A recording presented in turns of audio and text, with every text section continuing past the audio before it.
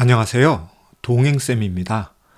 오늘은 모든 외도 사례는 케이스 바이 케이스다란 칼럼을 준비했는데요. 먼저 구독과 좋아요 부탁드립니다. 고맙습니다. 외도 상담을 하다 보니 다양한 사례를 접합니다.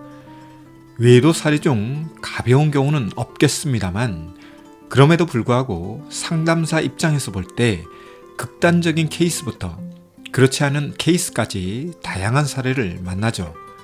그런데요, 신기한 것이 무엇인지 아세요? 그것은 모든 외도 사례는 케이스 바이 케이스라는 것이죠. 어떤 경우는 외도 피해자가 분노하고 격노할 경우인데요. 의외로 차분하게 대처하는 경우가 있는가 하면 다른 경우는 그 반대의 경우도 있죠. 좀 더 구체적으로 말씀을 드리면 어떤 외도 피해자는 정서적 외도에 민감한 반면 어떤 외도 피해자는 성적 외도에 더 민감한 경우가 있습니다. 어떤 외도 피해자는 하룻밤의 외도로도 10년, 20년 끙끙대지만 어떤 외도 피해자는 10년, 아니 20년 외도도 잘 극복합니다. 따라서 이런 사례들을 보면서 제가 생각하고 느낀 것은 외도 극복에 있어서 외도 사례의 경중보다 외도 피해자의 성정이 중요하구나 하는 것이죠. 부부 사이에 외도가 없는 것이 가장 이상적인 모습이지만 혹 외도 사건이 부부 사이에 벌어졌다면 이때부터 가장 큰 변수가 되는 것은 외도 피해자의 성정입니다. 즉 외도 피해자의 성향이나 성격이 큰 변수가 된다는 것이죠. 그런데요, 유감스러운 것은 무엇인지 아시나요? 외도 피해자는 외도 행위자의 심리에 집중한다는 것이죠. 그래서 외도 상담에서 가장 많이 듣는 외도 피해자의 말은 배우자의 심리를 알 수가 없어요 라는 말입니다. 이에 외도와 직면한 외도 피해자는 외도 행위자의 심리에 몰입합니다. 이를 위해 어떤 분은 심리 관련 교양 서적도 많이 읽으시는데요.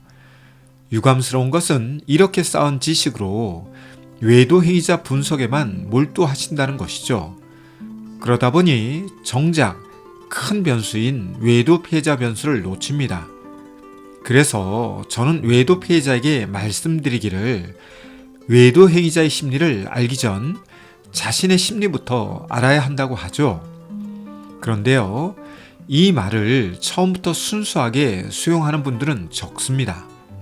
오히려 저의 이런 조언에 대해 서운해 하시고 나는 잘못한 것 없는데 왜 내 심리를 알아야 하느냐 식으로 곡해나 오해하는 분들이 있으신데요.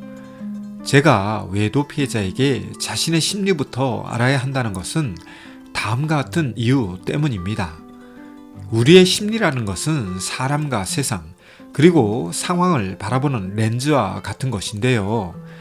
만약 나의 렌즈가 깨졌거나 이물질이 붙어 있다면 이런 렌즈로 바라보는 사람과 세상, 그리고 상황이 어떨까요? 왜곡되게 보이거나 이상하게 보일 것입니다. 아울러 외도 직면 후 외도 피해자의 변수가 가장 큰 변수인데요.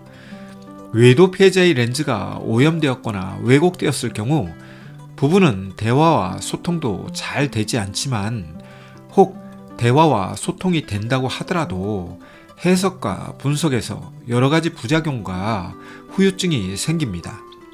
이런 상황에서 외도 피해자는 일반화라는 것을 사용하는데요.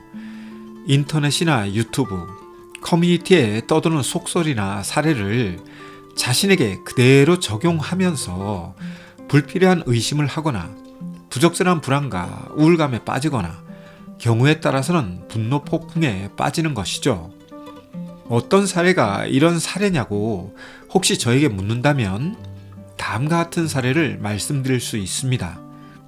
어떤 외도 피해자는 배우자의 외도와 직면 후 비교적 감정이 요동치지 않고 합리적, 통합적, 그리고 종합적 사고를 하는 경우도 있는데요.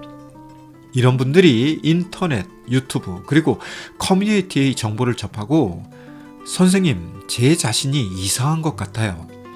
인터넷이나 유튜브, 그리고 커뮤니티에서 보면 다른 외도 피해자는 하루가 멀다 하고 분노하거나 의심한다고 하는데요. 저는 그런 감정은 들지 않거든요. 제가 이상한 것인지 다른 분들이 이상한 것인지 모르겠지만 아무리 생각해도 제가 이상한 것 같아요. 그래서 저도 매일 화를 내거나 의심을 하거나 분노 폭발을 해야 할 것 같아요 라고 말씀하시는 분들이 있는데요. 이런 사례들이 케바케인 외도 사례를 잘못 일반화하여 자신에게 부적절하게 적용하는 경우라고 할 수 있죠. 비록 외도라는 사건이 어마어마한 참사이기는 하지만 외도 피해자의 성향과 성정, 그리고 성격과 자존감 등에 의해서 외도에 대한 반응과 대처는 천차만별의 모습을 보입니다. 따라서 외도 사례를 유목화할 수는 있지만 저는 모든 외도 사례는 케이스 바이 케이스이기 때문에 혹 당신의 외도 대처 모습이 분노, 불안, 우울, 의심이 아니라 차분하거나 합리성을 찾는다면 이는 이상한 것이 아니라 자존감이 건강해서 이럴 수도 있다고 말하죠. 이에 자신의 모습에 대해 불안하거나 이상하다고 생각하는 것은 과도한 자기 의심일 수 있습니다. 아울러 외도 사례는 비슷할지언정 외도 피해자의 반응은 전혀 다를 수 있기에 비슷한 외도 사례임에도 불구하고 반응이 다르다면 사람이 다르고 성격이 다르며 심리 역시 다르기에 반응 역시 다를 수 있다는 것을 알고 외도 직면 후 외도 행위자의 심리 파악보다 더 중요한 것은 외도 피해자 자신의 심리라는 것을 알아야 합니다. 이를 통해 왜곡성은 없는지 확증 편향성은 없는지를 체크하고 이런 부분에 큰 문제가 없다면 이런 렌즈를 가지고 외도 사건을 바라보며 분석과 해석하는 것이 합리적이고 효과적인 외도 대처라고 할 수 있습니다. 끝으로 외도 피해자가 오해하는 것 중 하나는 외도 상담의 주도권을 외도 행위자가 가졌다고 생각하는 경우인데요. 외도 상담에 자발적으로 참여하지 않으려는 것은 외도 피해자보다 외도 행위자가 자주 보이는 모습이지만 외도로 인한 부부 상담 시 부부 상담을 위기로 보는 분은 의외로 외도 피해자가 더 많습니다. 이는 자신의 의도와 바람대로 외도 행위자가 변화하지 않는다고 일방적으로 외도 상담이나 부부 상담을 깨는 것인데요. 외도 피해자가 자신의 심리를 잘 알지 못하다 보니 벌어지는 부작용과 후유증이라고 할 수 있습니다. 외도 상담은 상대방을 변화시키려고 받는 상담이 아닙니다. 외도와 직면한 부부 각자가 변화하기 위해 받는 상담입니다.